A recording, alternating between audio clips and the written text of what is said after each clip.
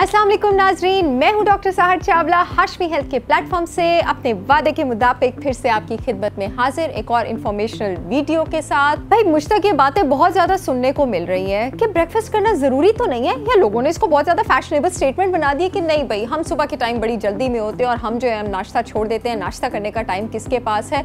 तो इस चीज़ को बड़ा बूस्ट किया जा रहा है, तो मैंने सोचा क्यों ना इस प्रॉब्लम को एड्रेस किया जाए। किसी सियाने ने कहा है कि जो नाश्ता है वो बादशाहों की तरह करना चाहिए, दोपहर का खाना वजीरों की तरह और रात का खाना फकीरों की तरह खाना चाहिए। ये सिर्फ विजडम रिलेटेड कॉल नहीं है, ये आपके पास बायोमेडिकल और बायोकेमिकल इंपॉर्टेंस वाला कॉल भी है।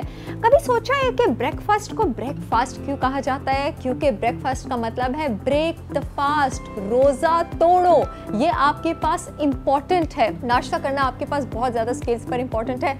सबसे ज्यादा हमारे पास जो बात आ जाती है वो ये आ जाती है कि पूरी रात 10 या 12 घंटे के फास्ट के बाद जब आप उठते हैं तो आपका जो लिवर होता है, जो फर्स्ट सोर्स ऑफ एनर्जी वो यूज कर रहा होता है आपके जिस्म को, आपके ब्रेन को ग्लूकोज सप्लाई करने के लिए, वो होता है आपके लिवर में, आपके जिगर में ग्लाइकोजन स्टोर्स का ब्रेकडाउन। जब ग्लाइकोजन का ब्रेकडाउन होना शुरू हो जाता है तो 10 से 12 घंटे बाद वो एक्सपायर होना शुरू हो जाता है और उसके बाद वो आपके पास दूसरे तरीकों की तरफ रिजॉर्ट करता है ग्लूकोज को बॉडी को प्रोवाइड करने के लिए।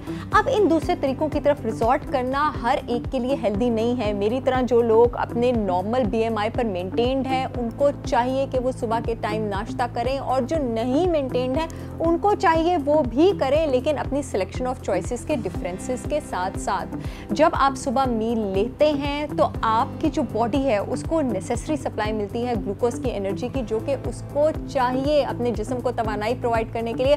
खास करके वो लोग जो कि वर्किंग है, जिन्होंने सुबह उठ के दफ्तरों के कामों पे जाना है, घर के कामों पे जाना है और ज़्यादा जिम्मेदारियों में आपके पास लगना है, उनके लिए ये बहुत ज़्यादा ज़रूरी है। यहाँ पर मैं एक और बात भी बताती चलूँ कि always remember this for life के doctor Sehar Chawla says you have to earn your breakfast. और आप किसी चीज़ को अर्न कब करते हैं, आप किसी चीज़ को विन कब करते हैं? जब आप उसके लिए तगदो करते हैं, जब आप उसके लिए मेहनत करते हैं। आपने नाश्ते से पहले 1 से 1.5 घंटा जो है या तो वॉक करनी है या एक्सरसाइज करनी है, अपनी रूटीन को इस तरह स्कीमेटिक रखना है कि उसके बाद आपकी बॉडी जो है, इससे आपको 2 फायदे होंगे। एक तो आपकी बॉडी का कैलोरी बर्निंग प्रोसेस जो है वो स्पीड अप होगा, यानी जब आपको नाश्ता करेंगे वो आपको अच्छी तरह हजम होगा, और दूसरा फायदा ये होगा कि आपका जो बॉडी वेट है वो भी मेंटेन रहेगा, आपकी ब्लड सर्कुलेशन भी अच्छी रहेगी।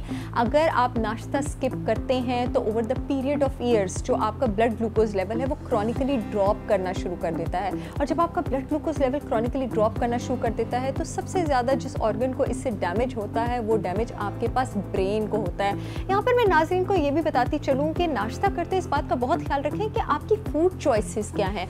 आपने 3 चीज़ों का ख्याल रखना है। एक तो आपका जो प्रोटीन कंटेंट है वो अच्छा हो नाश्ते का। याद रखें कि नाश्ते में आप जितना हाई क्वालिटी प्रोटीन लेंगे आपके पूरे दिन की शुगर क्रेविंग्स पर उतनी ही लगाम रहेगी, वो उतनी कंट्रोल में रहेगी।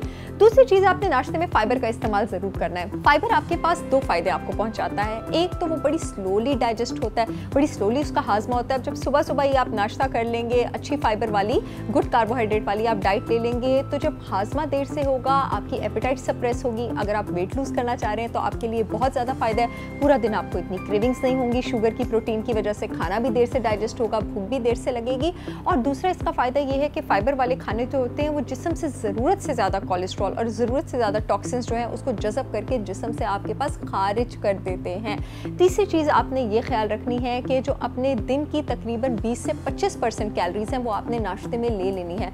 रिसर्चेस आपके पास ये साबित करती हैं कि जो लोग अपने नाश्ते को स्किप करते हैं, ना ही सिर्फ उनमें जो ब्लड शुगर की शिकायत है लाइफ के लेटेस्ट स्टेजेस में, जो दिल के अमराज की शिकायत है लेटेस्ट स्टेजेस में, ये सब बढ़ जाती हैं, बल्कि वो अपनी शुगर क्रेविंग्स को भी कंट्रोल नहीं कर पाते। नोट कीजिएगा कि वो लोग जो नाश्ता नहीं करते हैं या जो लोग नहीं करते हैं वो मेरी बात के साथ रिलेट कर पा रहे होंगे, वो दिन के लेटर हिस्से में, दोपहर के हिस्से में ओवर ईटिंग कर जाते हैं, क्योंकि उनको इतनी ज़्यादा भूख लगी होती है और उन्होंने नाश्ते में प्रोटीन और फाइबर वाले फार्मूला का इस्तेमाल नहीं किया होता कि वो अपनी शुगर क्रेविंग्स जो है वो उसको कंट्रोल नहीं कर पा रहे होते। तो इससे उल्टा आपका वेट और गेन होता है। और जब आप दिन के लेटर हिस्से में ज़रूरत से ज़्यादा खाना लेते हैं, क्योंकि उस टाइम आपका जो खाने को बर्न करने की स्पीड है, आपका जो कैलोरी बर्निंग प्रोसेस है वो स्लो हो गया होता है, तो आपके हाजमे पे भी बर्डन आता है, आपका वेट गेन भी स्टार्ट होता है।